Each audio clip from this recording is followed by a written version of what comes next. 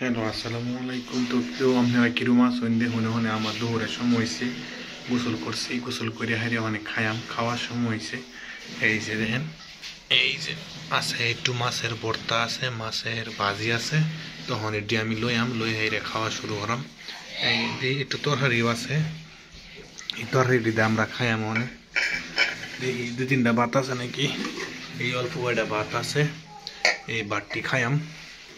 এই বিসমিল্লাহ খাওন মেলা দিদি গরম লাগে, ঠ্যাং যে গরম হয়েছে এর লিগে বইয়ের মধ্যে তাপ বেশি, এটার লেগে গরম লাগতেছে। তো এই আর কি ঘটনা। বিসমিল্লাহ আল্লাহর নামে খাওয়া শুরু করবাম। দেখি একটু বইলা একটু মাছের ভর্তা লইয়া দেখি মাছের ভর্তা কিরম হয়েছে।